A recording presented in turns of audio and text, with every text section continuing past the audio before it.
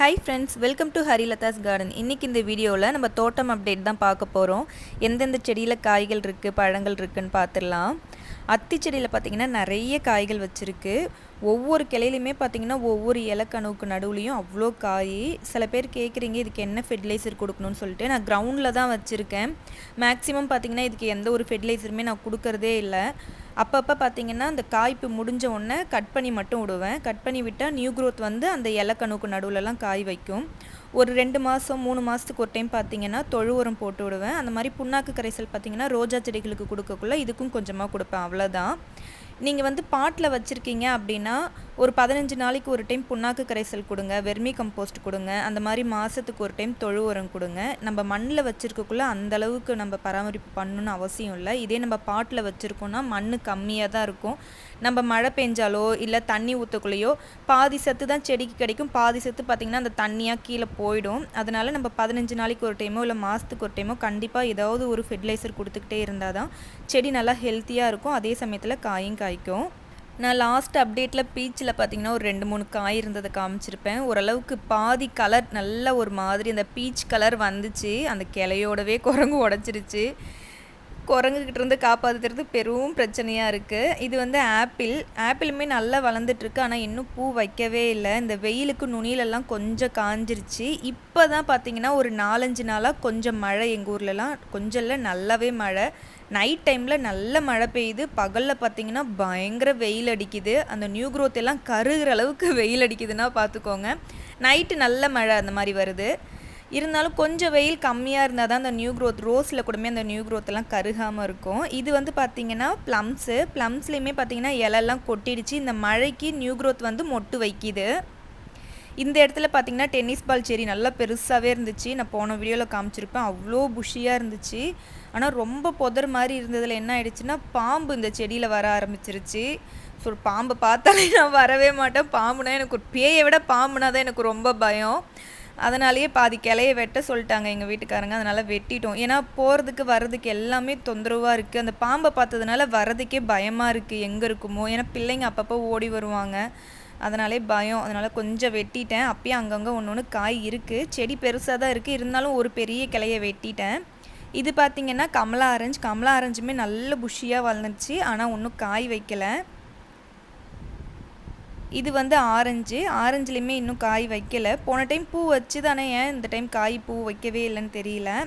இது வந்து சீத்தாலையுமே 2 காய் இருக்குது. அந்த காய் நமக்கு இல்லை, கண்டிப்பாக குரங்கு பறிச்சிடும். அது கொஞ்சம் முத்துறதுக்குள்ளே பார்த்திங்கன்னா கண்டிப்பாக எப்படியாவது பார்த்து பறிச்சிடும். அதே மாதிரி நம்மளோட தோட்டத்தோட ஹீரோ வந்து எப்பயுமே சொல்கிற மாதிரி இவங்க தான். எப்பயுமே காய் பூ பழம் இருந்துக்கிட்டே தான் இருப்பாங்க. இந்த டைம் மழை பெஞ்சதுக்கும் அதுக்கும் நல்ல பெருசாக பழம் வச்சுருக்கு பாருங்கள், எவ்வளோ பெருசு இருக்குன்னு சொல்லிட்டு.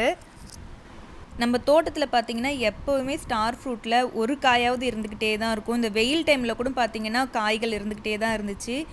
எனக்கு தெரிஞ்சு இதுக்கு சீசன்னே இல்லைன்னு நினைக்கிறேன். எப்பயுமே காய் இருந்துக்கிட்டே தான் இருக்கும். 1-2வது காய் இருக்கும் எப்பயுமே. இந்த மழை டைமில் பார்த்திங்கன்னா நிறைய காய் பூ பிஞ்சுன்னு எல்லாமே இருக்கும். அதாவது பழமும் இருக்கும், காயும் இருக்கும், பிஞ்சும் இருக்கும், பூவும் வைக்குது. அப்போ கண்டினியூஸாக நம்மளுக்கு வந்து பூ பழம் காய் இருந்துக்கிட்டே இருக்கிறதுனால பழங்களும் கிடச்சிக்கிட்டே இருக்கும். அதே மாதிரி வெயில் டைமை வர மழை டைமில் தான் பார்த்திங்கன்னா அந்த பழத்தோட சைஸ் நல்லா பெருசாக இருக்குது. நிறைய பேர் சொல்கிறீங்க புளிக்குது எங்கள் வீட்டில் இருக்கிறது அப்படின்னு சொல்லிட்டு. இது புளிக்கலை, நல்ல இனிப்பு தான். அந்த புளிப்பு டேஸ்ட்டு கொஞ்சம் கூடமே தெரியாது இதில்.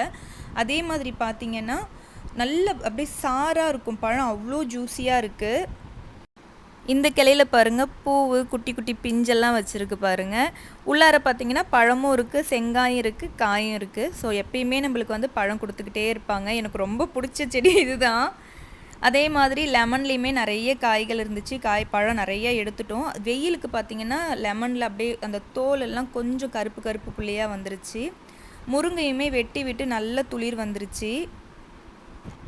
நம்மளோட தோட்டத்தோட காவல்காரர் இங்கே தான் படுத்திருக்காரு. இவன் இல்லைன்னா நம்ம தோட்டமே இல்லை அப்படின்னு தான் சொல்லணும். குரங்க கீழே இறங்கவே விட மாட்டான். அந்த மாதிரி ரொம்ப சேட்டை ஜாஸ்தியாகிடுச்சு. கட்டி போடக்கூடாது, பின்னாடியுமே தோட்டத்துலேயுமே கொஞ்சம் நேரத்துக்கு மேலே இருக்க மாட்டான். இப்போ டீனேஜுக்கு வந்துட்டான்ல, அதனால் வெளியில் விட, நான் கேர்ள் ஃப்ரெண்ட் கூட ஒரு ரவுண்ட் போயிட்டு வரணும் அப்படின்னு சொல்லிட்டு ரொம்ப சேட்டை கத்திக்கிட்டே இருக்கான். அக்கம் பக்கம் இருக்கவங்கள்ட்ட என்னால் திட்டு வாங்க முடியல, உங்கள் நாய் கத்திக்கிட்டே இருக்குது தூங்க முடியல அப்படின்னு சொல்லிட்டு. அதனாலே அப்பப்போ கொஞ்சம் நேரம் ஃப்ரீயாக இருக்கட்டும் அப்படின்னு சொல்லிட்டு வெளியில் விட்டுடுறோம். இது எல்லாமே இலந்த செடி. இலந்த செடியிலுமே பார்த்திங்கன்னா நிறைய பூ வச்சுருக்கு. 3 இலந்த இருந்துச்சு பின்னாடி, 2 வெட்டிட்டேன். இது 1ல் பூ வச்சுருக்கு. ஆனால் காய் வச்சா கண்டிப்பாக நம்மளுக்கு கிடைக்காது. இதையும் வெட்டி தான் போடணும். ஏன்னா இதை பறிக்க வரேன்னு சொல்லிட்டு பக்கத்தில் இருக்க செடியெல்லாம் குரங்கு உடச்சி போட்டுரும். இதையுமே வெட்டி தான் விடணும். முருங்கையில் தன்னாலே பார்த்திங்கன்னா அந்த காயோட விதை விழுந்து 2 செடி முளைஞ்சிருக்கு. இதெல்லாம் பார்த்திங்கன்னா முள் சீத்தா, ராம் சீத்தா. இதில் இன்னும் பூ காய் வைக்கலை. ஆனால் நல்ல புஷியாக எப்படி இருக்குன்னு பாருங்களேன். அதுவும் இந்த ஒரு மழைக்கு நல்ல தளன்னு வந்துருச்சு. அவ்வளோ க்ரீனிஷாக இருக்குது செடி பார்க்கவே. கிருஷ்ண கமலத்துலேயுமே பூ வச்சுருக்கு பாருங்கள். அவ்வளோ வாசனை இந்த சைடு வந்தாலே. நம்ம தோட்டம் இப்போதைக்கு இப்படி தான் இருக்குது. இன்னும் நிறைய காய்கள் எதுலேயும் வைக்கலை. நெக்ஸ்ட் வீடியோவில் பார்க்கலாம் எப்படி இருக்குதுன்னு சொல்லிட்டு. உங்களுக்கு இந்த வீடியோ பிடிச்சிருந்தது அப்படின்னா லைக் பண்ணுங்கள், ஷேர் பண்ணுங்கள், மறக்காமல் சப்ஸ்கிரைப் பண்ணுங்கள். தேங்க்யூ.